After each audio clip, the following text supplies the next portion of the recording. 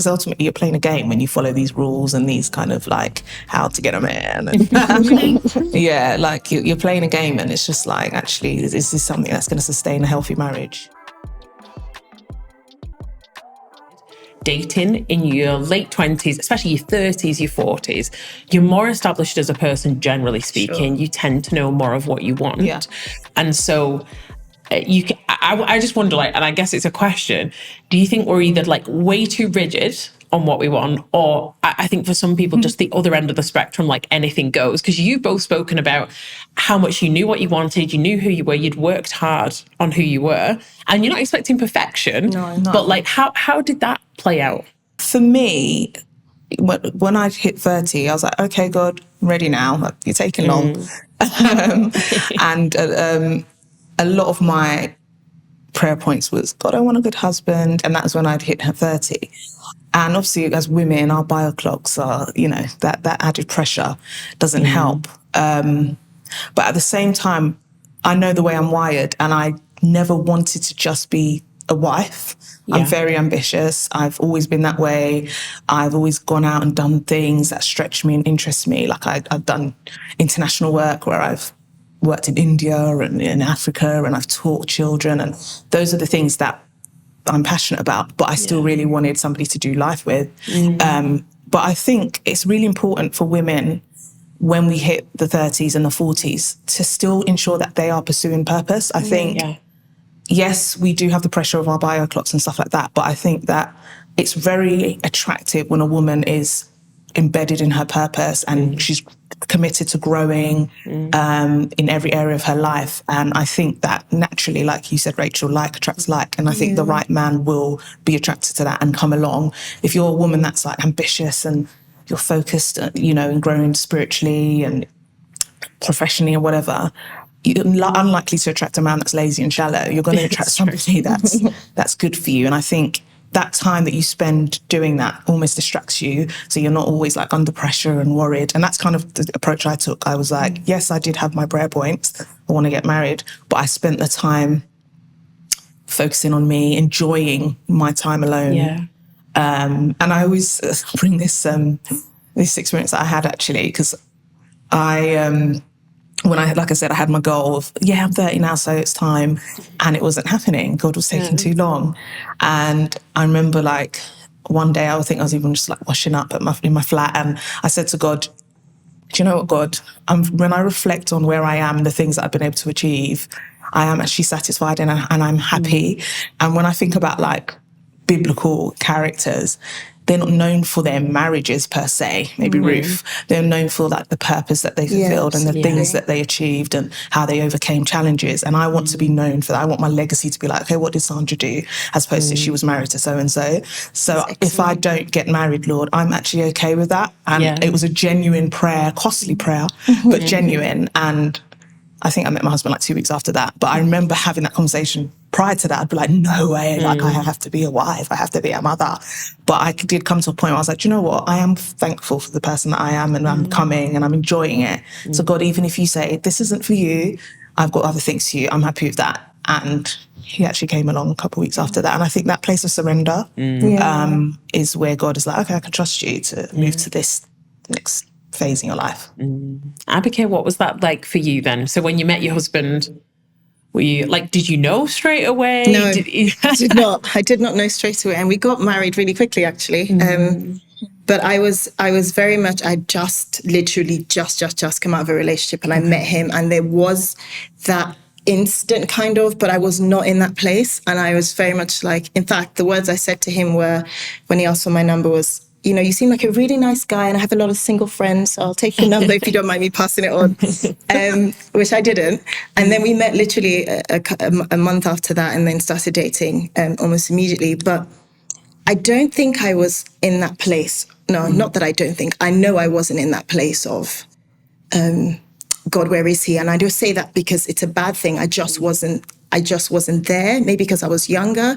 I always had this thing, and maybe I took it for granted, that I just always knew that I would be married with kids. I always saw that. And I know we're not talking about motherhood per se, but I remember when we couldn't have kids, and I remember praying a prayer similar to what you prayed when you were washing your dishes. And I said, God, I would love the honor and the privilege to raise children under your guidance and your leadership, and to raise them into wonderful creatures. However, if that's not what you have for me, I'm okay with it. I remember that prayer, and it was a prayer through tears as well. But I meant it. But back to marriage, I never had a list, because I know that's a thing now. I know that's a thing. You write, he must be this, he must be that, he must be this. I never had that. I think I had more what he must not be. Does that make sense? I think for me it was, he can't be an unbeliever. He must have the same faith as me. He needed to kind of be going somewhere, like financially. He didn't need to be a millionaire. That wasn't a thing. I know that's a thing now. It wasn't a thing then for me, because I love the beauty of working with and building together. It says something. Obviously, it depends on what age you get married as well. But for people who have waited longer, and I feel like sometimes people feel because you got married relatively young, you didn't experience the wait. The wait was a different wait. Like time is relative to God. Like you said, God, you're taking long, but that's nothing in God's eyes. Like, what is long? And I have a really close friend who got married at 40, and I saw her 2 months after, and it was like she'd always been nothing.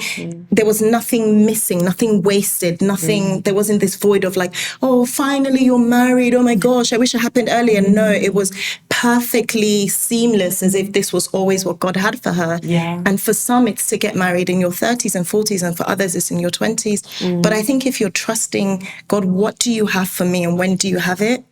Just relax and live, I think. Yeah, and the checklist thing I want to talk about, because I think there's a huge difference between values and shared values, and like, okay, we're going in the same direction and we're kind of working from the same page. What do you think, what is your opinion on kind of I guess it's a trend, it's just becoming a bit of a culture now of having the checklist, and it's not like, you know, we want to have the same faith and be going in the same direction. It's like 6-figure salary, like height, model body, height. Like, I know we all have our preferences, but have we gone too far on the checklist? I would say so.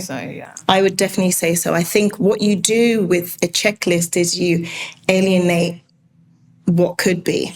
I'll give you a really trivial example. The other day I went to Zara, my favorite shop, and I had in mind I needed to buy a black dress that went out like that. And it just needed to be fitted and out. And I looked, and the kids were at school. I had a day off. I was just going to enjoy myself. I bought nothing because I was so fixated on this black dress that came out. Zara's full of so many shoppable things I could have bought and looked nice in, but because my mind was fixated on that particular style. That's a trivial example, of course, but to bring it back, I would say, when you make specific checklists of height, skin tone, nationality, village even, you know, you're limiting yourself to actually except God has come down and said, this is what I have for you, write it down. Otherwise, don't limit yourself. I think it's more important to say things that you don't want to compromise on, I would say. Is more important than being specific on what you must have. I could be wrong. Sandra, what are your thoughts on that?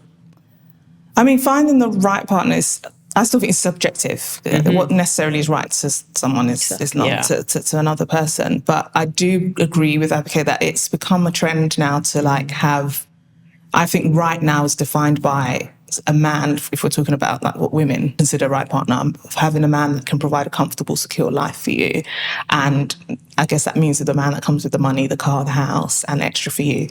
Not everybody, but you know, there is this, what is that word that everyone's used, hypergamy or whatever, like they want like the guy that's going to be the provider and everything. And to an extent, I do agree that a man should be a provider. I think it reflects 100%. Spiritual order in a home. Because the men are to be the head of your home. But I think if you're going out looking for a rich man, then your options are, you're limiting yourself, number one. And you're forgoing the most important thing, which is purpose. Like you can get the rich man and be miserable. You can get the rich man and completely miss your destiny or whatever. So I just think, for me personally, what my focus was always on character, and also does this person's vision align with mine? Can we walk together? Can we do life together? it's a bonus if he's got money and he's financially secure. Yeah. But that wasn't like the number one.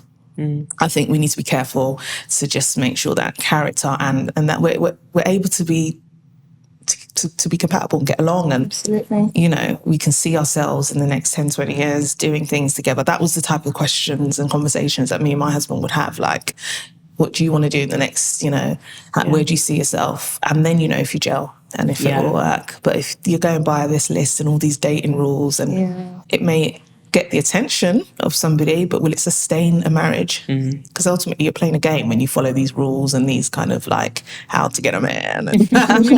Yeah, like you're playing a game, and it's just like, actually, is this something that's going to sustain a healthy marriage? What's going to sustain a healthy marriage are your values and your fundamentals and the person's character.